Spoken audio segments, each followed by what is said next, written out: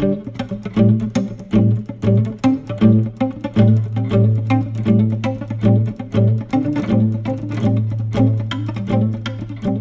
quero compartilhar com os irmãos algumas bênçãos de termos a presença de Deus conosco. E eu quero ler com os irmãos Êxodo capítulo de número 12, Êxodo 33. Eu quero ler do versículo de número 11, Êxodo 33. Vamos ler do versículo de número 11 em diante. E falava o Senhor a Moisés face a face, como qualquer fala com o seu amigo. E depois tornava ao arraial, mas o seu servo, o jovem Josué, filho de Num, nunca se apartava do meio da tenda. E Moisés disse ao Senhor: eis que tu me dizes, fazes subir este povo, porém não me fazes saber a quem hás de enviar comigo, e tu dissestes, conheço-te por teu nome, também achaste graças diante dos meus olhos. Agora, pois, se tenho achado graça aos teus olhos, rogo-te que me faças saber o teu caminho e conhecer-te-ei, para que ache graça aos teus olhos, e considera que esta nação é teu povo. Disse, pois, irá a minha presença contigo para te fazer descansar. Então lhe disse, se tu mesmo não fores conosco, não nos faça subir daqui. Porém, como, pois, se saberá agora que tenho achado graça aos teus olhos, eu e teu povo? Acaso não é por andares tu conosco, de modo a sermos separados, eu e o teu povo, de todos os povos que há sobre a face da terra? Então disse o Senhor a Moisés, farei também isto que tem dito, porquanto achaste graça aos meus olhos, e te conheço por teu nome. Então ele disse, rogo-te que me mostres a tua glória. Porém ele respondeu, eu farei passar a minha bondade por diante de ti, e proclamarei o nome do Senhor diante de ti, e terei misericórdia de quem eu tiver misericórdia, e me compadecerei de quem eu me compadecer. E disse mais, não poderás ver a minha face, porquanto homem nenhum verá a minha face e viverá. Disse mais o Senhor, eis aqui um lugar junto a mim, aqui te porás sobre a pedra, e acontecerá que, quando a minha glória passar, pôr-te-ei numa fenda da pedra, e te cobrirei com a minha mão, até que eu haja passado. E havendo eu tirado a minha mão, me verás pelas costas, mas a minha face não verá. Queridos irmãos, eu quero falar hoje a respeito de algumas bênçãos que nós recebemos quando nós temos a presença de Deus. E eu quero começar citando para os irmãos um fato muito importante que aparece no versículo 11 do Êxodo 33. Em Êxodo 33, 11, fala que o Moisés falava com Deus face a face. E que depois que o Moisés terminava de falar com Deus, ele voltava para junto do povo, para o arraial. Mas o moço de Moisés, chamado Josué, ele permanecia junto à tenda. E eu sempre escutei mensagens que ensinavam que isso era positivo da parte de Josué, porque o Moisés saía da tenda e ia para o arraial, enquanto que o Josué ficava na tenda. Antes de eu falar o que eu quero dizer, é importante que os irmãos saibam que neste contexto de Êxodo 33, a tenda da congregação, o tabernáculo, o lugar santo, o lugar santíssimo e o átrio exterior não estavam no meio das tribos, como Deus havia determinado. Mas neste momento aqui de Êxodo 33, a morada de Deus, o tabernáculo, a cabana, a casa de Deus, a habitação de Deus, estava do lado de fora do arraial dos hebreus. Porque qual que era o ideal de Deus em relação à posição do tabernáculo, do lugar santíssimo, do lugar santo, da arca do concerto? Qual que era o ideal de Deus?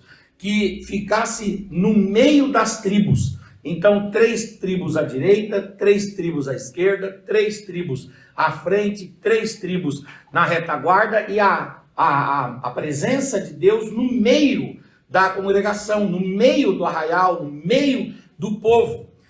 Só que, quando Moisés sobe para buscar as tábuas da lei, o decálogo, os 10 mandamentos, acontece uma prostituição espiritual no meio do povo hebreu, que confecciona um bezerro de ouro. E aquele bezerro de ouro trouxe uma tristeza profunda em Deus. Por quê? Porque o Moisés fez um risco no chão e disse: quem é do bezerro de ouro, fique do lado de lá do risco. Quem é do Senhor, venha para esse lado. E vieram muitos para esse lado, a maioria. Mas alguns 3.000, quase 4.000 judeus ficaram do outro lado, quer dizer, optaram pelo bezerro de ouro. E aí Deus vai e diz para Moisés que é para ele determinar aos hebreus para que vingassem o Senhor, matando aqueles outros 3.000, 4.000 hebreus que ficaram do lado do bezerro de ouro. Então, cada um aqui tomou espada e aqueles 3.000, 4.000 pereceram no deserto. Quando houve esse perecimento, não houve só uma ruptura entre aquele povo que tinha escolhido o bezerro com aquele povo que tinha escolhido Deus. Houve uma ruptura na própria relação de Deus com Israel. E Deus então falou para Moisés: Moisés, se eu for no meio do povo, eu vou destruir esse povo imediatamente, de forma estanque. Então tira a minha tenda daí. Aí o Moisés tirou a tenda de Deus, afastou a tenda cerca de 2.000 côvados, 1 quilômetro mais ou menos, e a tenda passou a não estar mais no meio das tribos, mas passou a estar fora do arraial, lá cerca de 1 quilômetro longe. Quando a tenda de Deus estava longe, o Moisés saía do arraial, andava por quase 1 quilômetro, chegava lá na tenda, buscava Deus, recebia a glória de Deus, via Deus face a face, recebia a presença de Deus, mas tão logo ele terminava de receber a apoteose da manifestação de Deus, ele saía de lá, caminhava e vinha para dentro do arraial. E o Moisés fazia esse movimento. O Josué não. O Josué, ele permanecia lá junto à tenda, ele permanecia junto à cabana, junto ao tabernáculo, junto ao lugar santo, junto ao lugar santíssimo, junto ao átrio exterior. Ele permanecia lá. E aí, por um lado, parece que o Josué está certo, mas por outro lado, o Josué está equivocado. E por que ele está equivocado? Porque o que o Josué faz é querer manipular, ou melhor dizendo, monopolizar a presença de Deus, monopolizar a revelação de Deus, monopolizar a religião, monopolizar a fé, monopolizar a glória de Deus. E o que é que Moisés faz? Ele recebe a glória de Deus e vem dividir essa glória de Deus com um arraial. E aí é interessante que o Josué fica o tempo todo lá, junto à presença de Deus ali no arraial, mas aquela presença que ele busca é só para ele, é para o deleite dele, para a alegria dele, para a satisfação dele, mas não gera desdobramentos para outrem. Aquilo que Moisés recebe de Deus, não. Aquilo que Moisés recebe de Deus lá, ele vem derramar sobre o povo aqui. Aquilo que ele recebe lá, ele vem derramar sobre o povo de Deus aqui. E nisso Moisés vai quebrantando o coração do povo e vai deixando o povo com saudade da presença de Deus. E aí, de repente, esse povo que estava cismado com Deus, esse povo que estava numa relação roturada com Deus, no sentido de fragmentada com Deus, dilacerada com Deus, esse povo começa a desejar a presença presença de Deus. E aí então Moisés começa a argumentar com Deus e começa a dizer: Senhor, o povo quer que o Senhor volte para o seu lugar de origem, o povo quer que o Senhor esteja no meio do arraial, o povo quer que o Senhor esteja no meio das tribos, o povo quer ouvir a tua voz, o povo quer ver a sua glória no meio deles. E aí então Deus começa a fazer pequenas concessões, e a arca, que estava a mais ou menos 1 quilômetro, a presença de Deus estava a mais ou menos 1 quilômetro, começa a voltar 900 metros, 800 metros, 700 metros, 600 metros, 500 metros, 400 metros, 300 metros, 200 metros, 100 metros, até que a arca de Deus volta para o meio do arraial dos hebreus. E aí o Moisés, agora convicto de como é terrível ficar sem a presença de Deus, ele invoca a Deus dizendo: ah, Senhor, nunca mais tire a sua casa, nunca mais tire a sua tenda, nunca mais tire a sua presença do meio do povo. E se a sua presença não for conosco, não nos faça subir deste lugar.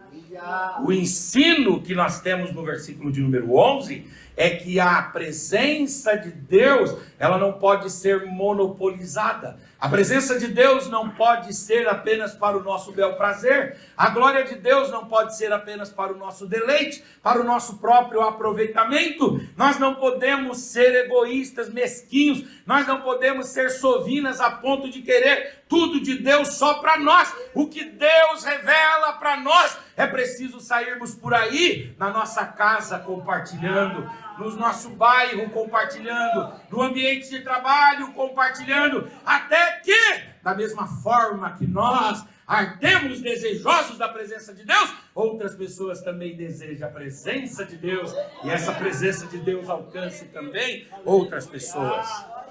O Josué, ele na cultura hebreia, ele é lua, e o Moisés é sol. Por que o Josué é menor do que o Moisés, sendo que foi o Josué que colocou o povo na terra de Canaã?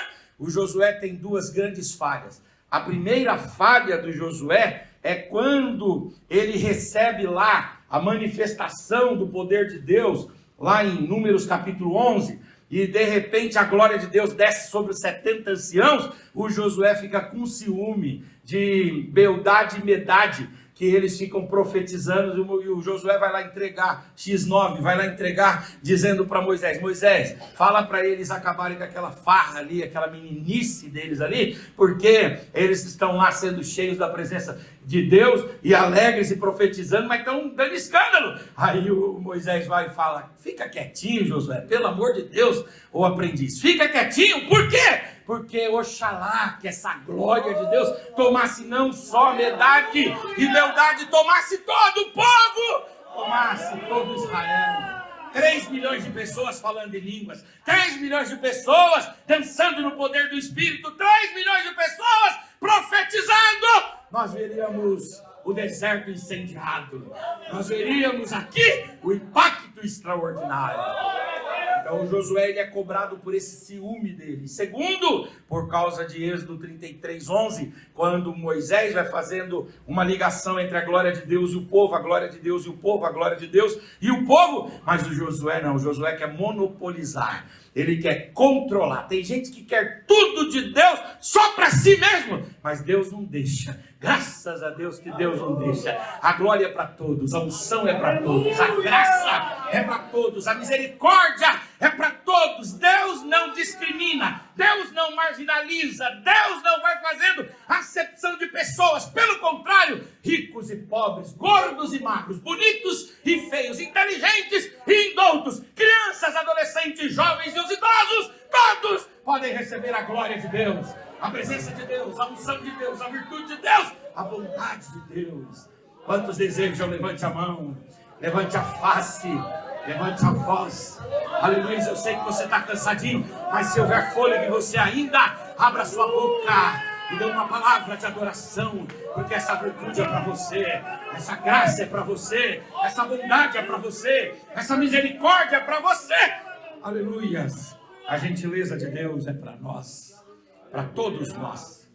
O Josué vai cometer o erro de principiante que o Pedro cometeu, ou quis cometer, em Mateus 17. Lá em Mateus 17 houve a transfiguração. Aí o corpo físico de Jesus se transformou num corpo glorioso. a roupa corruptível numa roupa incorruptível. E Jesus ali transfigurou-se, passou por um processo de metamorfose, manifestando o esplendor da glória de Deus. Aí olha a brilhante ideia de Pedro.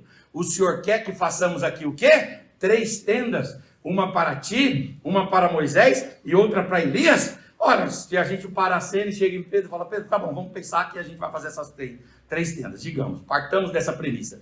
E se nós fizermos essas 3 tendas, o que acontece com a fé, com a religião, com o cristianismo, com o evangelho? O que acontece? Reduz-se a esse monte aqui?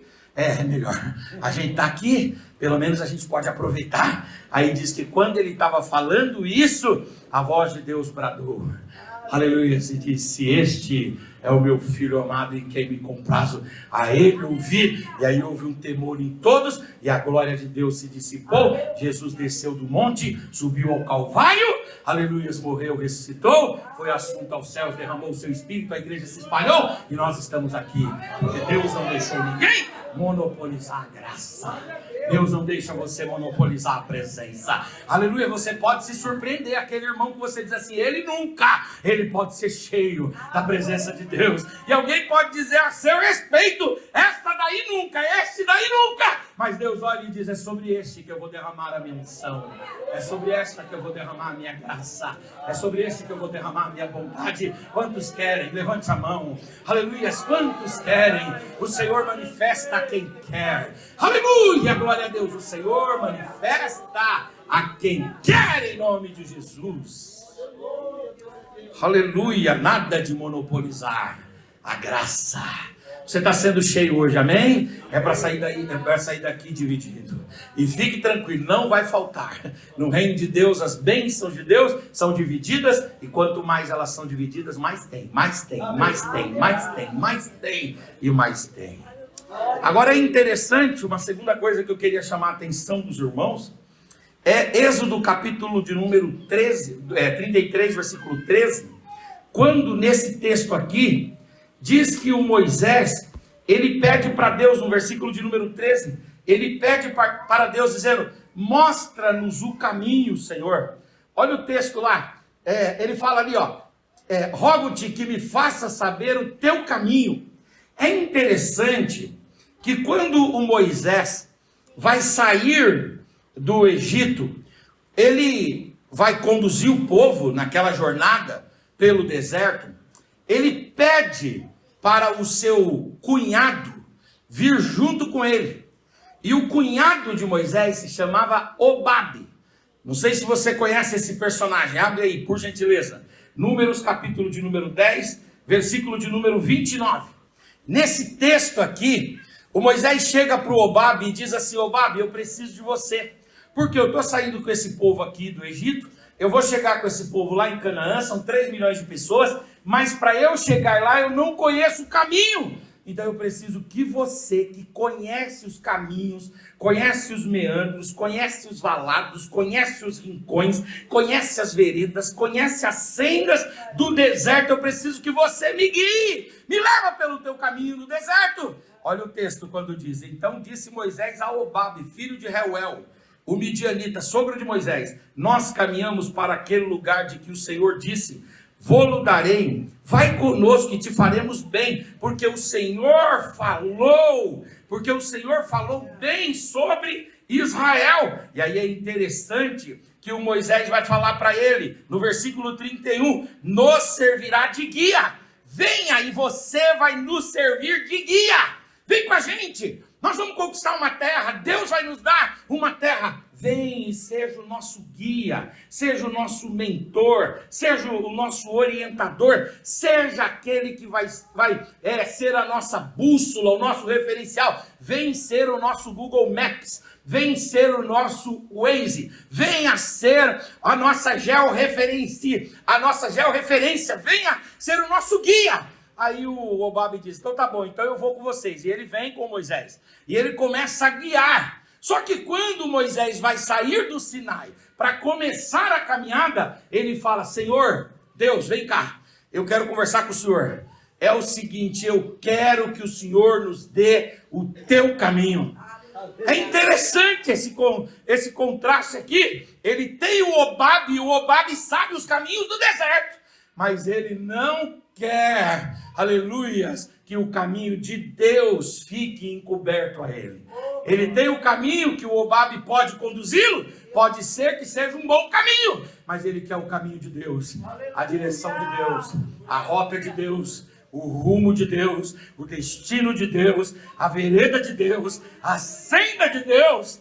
Ter o Obabe é ter a experiência humana. Ter o Obabe é ter o conhecimento humano. Ter o Obabe é ter o discernimento e a percepção e o preparo humano. Ter o Obabe é até ter um caminho. Mas quem disse que o nosso caminho é o melhor caminho? Quem disse que o nosso caminho é o caminho mais adequado, é o caminho mais apropriado? Nós não podemos, irmãos, nos guiarmos apenas pelos nossos próprios caminhos e pelas nossas próprias veredas. Nós precisamos ter a humildade de dizer: vem presença de Deus sobre nós e dá-nos o teu caminho.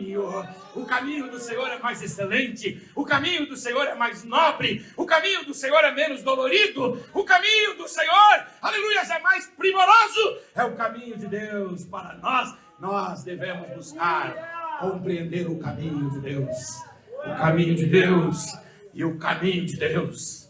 Tem gente que está andando e só quer caminhar pela sua própria mente, pela sua própria criatividade, pelo seu próprio intelecto, pela sua própria razão, pelas suas próprias motivações. Tem gente que se propõe a fazer as coisas e quer que todo o traçado, toda a rota, toda a jornada seja de acordo com a forma como ele vê, a forma como ele entende, a forma como ele percebe, a forma como ele discerne. Mas eu quero dizer para você que os seus caminhos não te levarão a lugar nenhum. Busque os caminhos de Deus e Deus vai descortinar caminhos especiais e extraordinários. Quantos querem os caminhos de Deus? Levante a mão, levante a face, levante a voz, abra a boca. Dê uma palavra de adoração ao Senhor. Nós precisamos estudar, sim. Nós precisamos nos preparar, claro, nos esmerar. Nós precisamos nos dedicar. Nós precisamos empenhar o nosso melhor. Mas nunca nos esqueçamos que o caminho do triunfo não está em nossas próprias faculdades e nem em nossas próprias prerrogativas. O caminho do triunfo está em andarmos pelo caminho de Deus. Quantos querem andar nos caminhos de Deus? Você pode levantar a tua mão, por gentileza. Você pode levantar a tua face, por gentileza. Você pode levantar a tua voz, aleluia, aleluia, e dizer: mostra-me o teu caminho, Senhor. Eu tenho aqui um caminho, eu tenho aqui uma rota, eu tenho aqui uma opção de caminho, mas eu não quero nada disso. Eu abro mão de tudo isso para seguir as tuas pegadas, para seguir a tua passada, para seguir o teu rumo, para seguir a tua direção. Seja o meu farol, seja a minha bússola, seja o meu norte, seja o ponto cardeal da minha caminhada. Eu quero ser guiado pelo Senhor, em nome de Jesus. Profissionalmente guiados pelo Senhor, ministerialmente guiados pelo Senhor, na vida conjugal guiados pelo Senhor, na vida, aleluia, relacional guiados pelo Senhor. Quem é guiado pelo Senhor erra menos. Quem é guiado pelo Senhor sofre menos. Quem é guiado pelo Senhor chora menos. Quem é guiado pelo Senhor pode até enfrentar adversários, mas sabe que o Senhor dará vitória. Então conheçamos o caminho de Deus, aleluia, e sigamos pelo caminho de Deus. Deus vai, aleluia, revelar para você o caminho dele, o caminho dele, o caminho dele. É muito interessante isso. Quando ele fala através do profeta Isaías, ele diz: eu criarei caminho no deserto. Aleluia, você olha para o deserto e diz: meu Deus, qual é o caminho que o Senhor nos guiará? Aleluia, eu tenho o Obabe, graças a Deus que eu tenho o Obabe, porque quando eu ficar sem referência nenhuma, eu chamo o Obabe. Aleluia, glória a Deus. Mas Deus diz assim: comigo você sempre tem referência. Mas e se houver um deserto? Eu criarei caminho no deserto, eu farei jorrar água no ermo, eu criarei mananciais, aleluia, na sequidão e na aridez, e eu vou sustentar o meu povo. Eu vou sustentar o meu povo, eu vou sustentar o meu povo.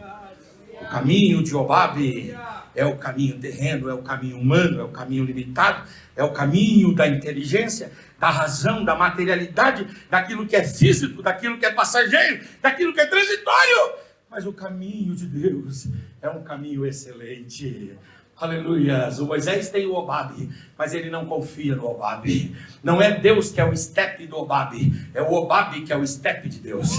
Aleluia, glória a Deus. Se Deus não falar, eu até te consulto, Obabe, mas até lá, vai só com a gente e fica tranquilinho aí. Aleluia, glória a Deus. Você tem que ter sabedoria, você tem que ter inteligência, você tem que ter destreza, você tem que ter, de fato e de verdade, a habilidade, mas nada disso faz você atingir o que Deus tem para você. O que te faz atingir o que Deus tem para você são os caminhos de Deus. Os caminhos de Deus, os caminhos de Deus. Lá em Barueri nós temos um amigo, um grande amigo que agora não está em Barueri. Ele tomava conta do arsenal, tomava conta lá do arsenal, e de repente ele é sacado do arsenal. O coronel é sacado do arsenal, e quando ele foi sacado do arsenal, tirado do arsenal, foi mandado para Brasília. Ele ficou numa situação bem delicada, assim, triste, né? Porque um crente servindo a Deus abriu as portas lá no arsenal para que o evangelho fosse pregado, um monte de coisa, e de repente ele é tirado assim, abruptamente veio uma determinação lá do comando maior de Brasília, e ele foi transferido para Brasília. E aí um dia eu estava conversando com ele, e ele muito crente, ele falou assim: mas pastor Henrique, com certeza Deus está no controle disso, isso é um caminho de Deus. Meses depois estourou um escândalo lá no arsenal. Roubaram 50.50, aquelas metralhadoras .50. Aleluia, glória a Deus. Um monte de gente sofreu processos lá, mas ele foi salvo. É o caminho de Deus. Aleluia, levante a sua mão. Deus está no caminho dele. Aleluia, anda pela vereda de Deus, anda pelo caminho de Deus.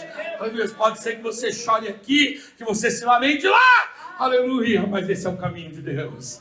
O Moisés fala: eu quero que o Senhor manifeste a sua presença, para que o Senhor me revele o teu caminho.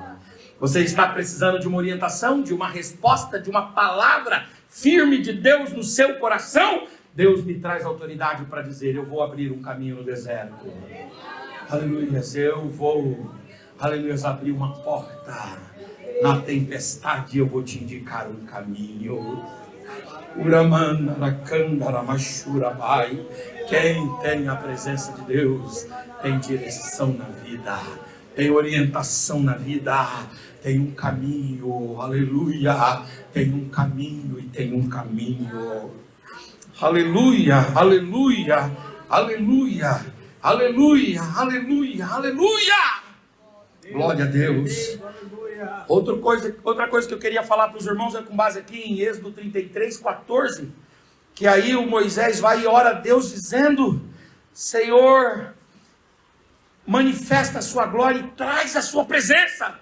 Aí Deus vai e responde para Moisés dizendo no versículo 14: respondeu o Senhor dizendo: a minha presença irá convosco, e eu não apenas manifestarei a minha presença a você e àqueles que estão ao seu redor, eu não apenas trarei a você orientação com a minha presença, eu também vou trazer para você descanso e paz.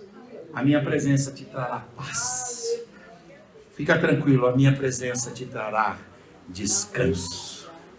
A minha presença te trará descanso. Se puderem projetar aqui, eu queria ler com os irmãos Marcos capítulo 6, versículo 30, por gentileza. Marcos 6:30.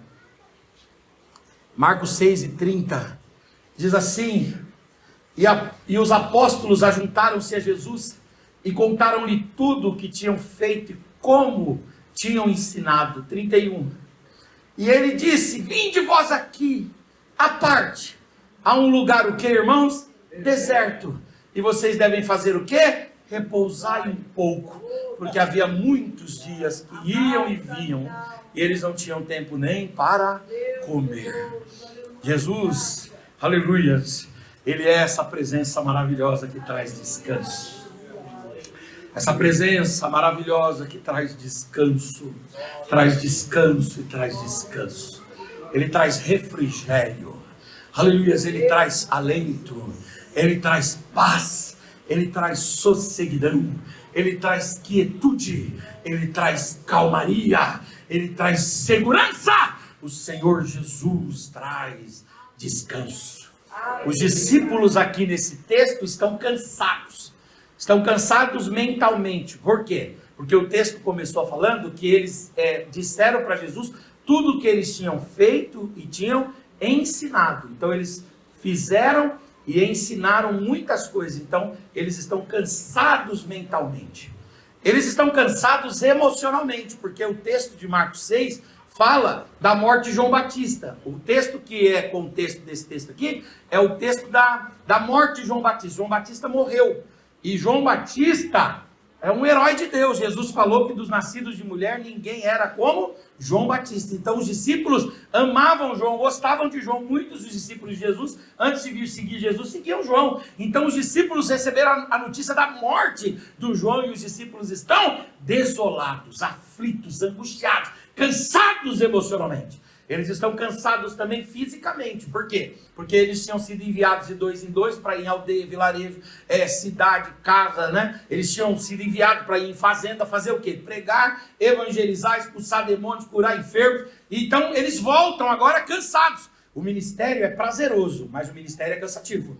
Não adianta a gente tampar o sol com a peneira dizendo que o ministério, ele só é prazeroso. Não, ele é prazeroso por um lado, mas ele é cansativo por outro. Os irmãos estão extenuados, porque passaram o dia todo na igreja. E isso é normal, isso já é esperado. Se houver alguém aqui que não está cansado nem um pingo, nós vamos olhar para você como um X-Men. Eu já vou colocar o nome de X-Men em você. Por quê? Porque o normal é que nós cansemos. Nós podemos, de fato, de verdade, nos exaurirmos no ministério, na vocação, na chamada. Aleluia, glória a Deus. Então eles estão cansados. Aí Jesus, depois que eles relataram tudo, olhou para eles. O texto não diz que eles disseram, nós estamos cansados, Senhor. Mas para Jesus você não precisa revelar o seu cansaço. Ele compreende o teu olhar. Ele compreende os teus gestos, ele compreende, aleluia, a linguagem não falada, não expressada, não audível. Ele compreende o seu coração. E vendo que os discípulos estavam exaustos, Jesus disse assim: venham aqui à parte e vocês vão descansar um pouco. Eu vou dar descanso para vocês. Jesus não é tirânico, Jesus não é despótico, Jesus não é abusivo, Jesus não é alijador. Já escutaram a história daquele cidadão que queria economizar, colocou toda a mudança em cima do camelo? Quando ele estava saindo com o camelo, a casa inteira em cima do camelo, quando ele estava saindo assim, ele viu que ele estava com uma caneta. Aí ele pegou a caneta, tinha um bolsinho assim, ele abriu o bolsinho, enfiou a caneta, fechou o bolsinho e deu um tapa assim no camelo, para o camelo andar. Quando o camelo deu o primeiro passo, o camelo arriou. Aí ele olhou e falou assim: que camelo fraco, não aguenta uma caneta. Não é verdade? É o abusivo, é o alijador, é o explorador. Jesus não é assim. Jesus olha para as suas ovelhas e ele sabe quando a gente está cansado. Ele sabe quando a gente está exausto. Ele sabe quando nós estamos na última força, no último fôlego. E ele não explora-nos. Ele nos estende a mão e diz: venha, venha. Eu tenho um oásis para você. Eu tenho um descanso para você. Eu tenho um refúgio para você. Levante a sua mão, por gentileza. Jesus vai dar descanso para você. Ele vai dar descanso físico para você. Ele vai preparar umas boas férias para você. Você vai poder descansar esse esqueleto. Faz o projeto. Coloca diante de Deus. Porque Deus está dizendo: eu vou financiar essas férias para você. Aleluia, você acredita nisso? Eu vou financiar essas férias para você. Escolhe um lugar bonito para você ir com a sua família e coloca diante de mim, porque eu vou providenciar, eu providencio descanso. Aleluia, você acredita nisso? Aleluia, quantos acreditam? Eu creio que o Senhor, aleluia, nos dá descanso físico, mas Ele não só dá descanso físico, Ele dá descanso na alma. Vinde a mim, vós todos que estáis cansados e sobrecarregados, e eu vos aliviarei. Alívio, alívio, alento, a paz, a refrigério, a refúgio, aleluia, a socorro de Deus para nós. Eu acredito nisso, e Ele também nos dá descanso mental. Como? Aleluia, quando através do seu Espírito Ele fortalece as nossas capacidades. Um homem normal, aleluia, sem a presença do Espírito Santo, vai pensar e vai queimar muito neurônio. Mas aquele que é servo de Deus, cada neurônio é potencializado. E aí um neurônio pensa por 1000. Aí você só usa 999 você economiza. E aí você vai tendo menos esforço mental. Vai tendo a mesma produção e a menor produção e o mesmo resultado. Menor produção e o mesmo resultado. Um vai produzindo 30, um vai produzindo 60, um vai produzindo 100. Você diz, eu não sou capaz de fazer isso. Por isso Deus está dizendo, sou eu que vou dar descanso. Sou eu que vou dar descanso. Sou eu que vou dar descanso. Você acredita nisso? Eu acredito que Deus nos dá descanso. Deus nos revigora, nos rejuvenesce. Deus nos anima. Deus nos aviva. Aleluias, como fez com o Caleb. 85 anos passados. E aí o Josué pergunta para ele, Caleb, você ainda está aguentando levantar uma espada, meu irmãozão? Fala para mim. E o Caleb diz assim, meu amigo, eu estou tão vigoroso como eu estava quando o Senhor falou comigo. Eu estou vigoroso. O que é que te sustenta vigoroso assim, Caleb? Com 85 anos, doido para conquistar o sul de Israel, matar os anaquins e conquistar. Quem que faz isso? É a presença de Deus, é a graça de Deus. Deus vai rejuvenescer você. Eu acredito nisso.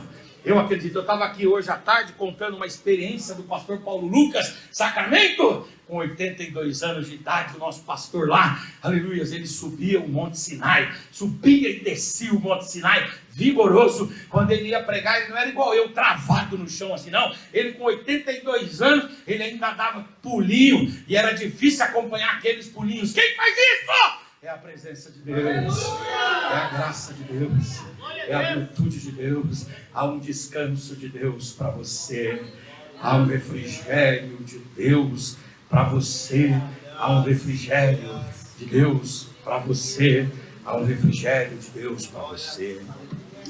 Aleluia! A presença de Deus nos dá graça, garante-nos a sua graça maravilhosa.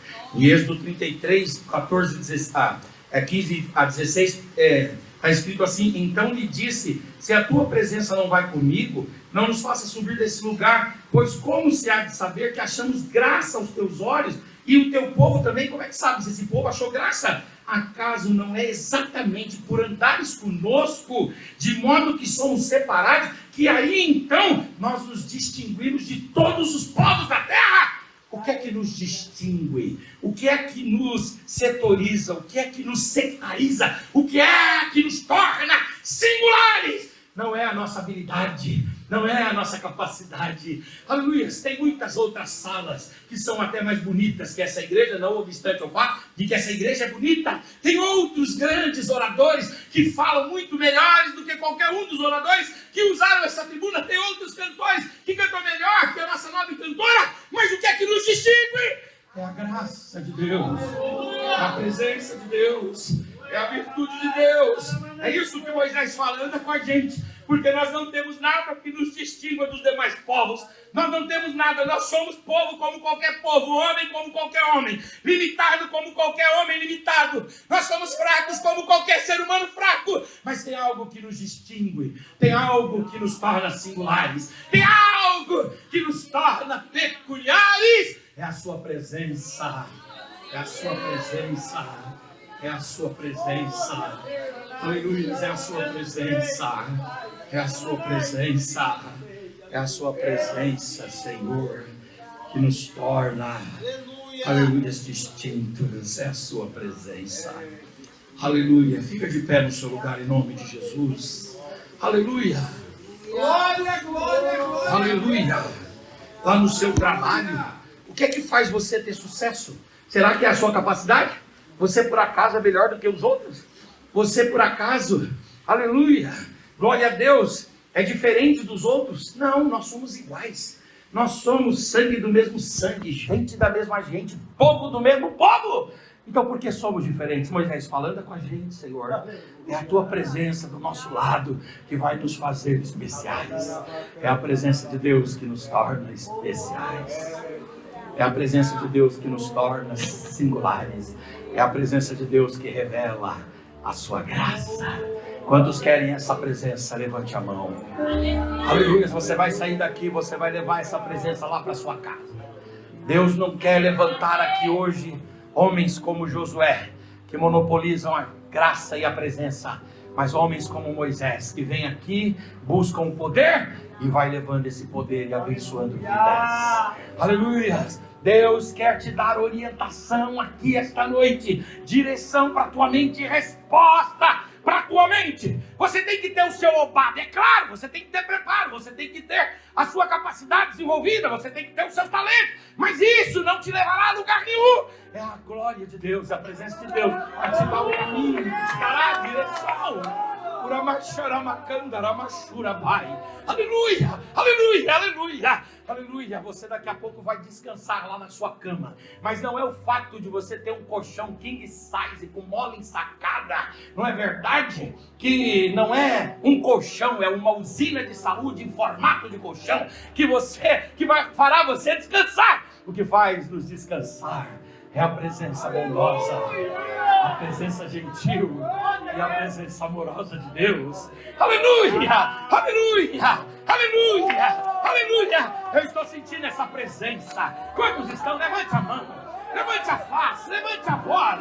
Aleluia, abra sua boca, enche essa casa de glória. A presença de Deus está sobre nós. Deus está nos renovando, Deus está nos animando. Aleluia, Deus vai fazer coisas grandes por esses dias. Coisas grandes e especiais por esses dias. Aleluia, Deus está derramando algo novo sobre nós e vai fazer coisas especiais por esses dias.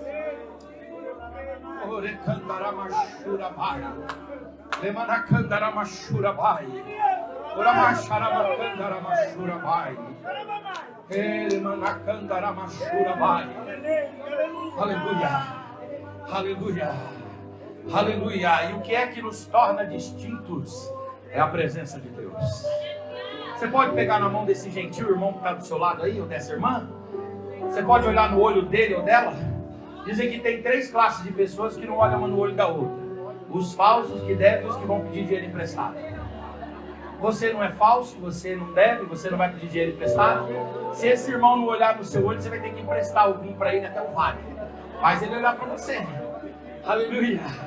Fala para ele assim: é a presença de Deus que te torna especial. Aleluia, diga: você é singular, porque a glória de Deus está sobre você. Aleluia, a unção de Deus está sobre você. A presença de Deus está sobre você. A bondade de Deus está sobre você.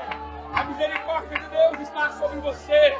A graça de Deus está sobre você. E é isso, é isso. É só isso.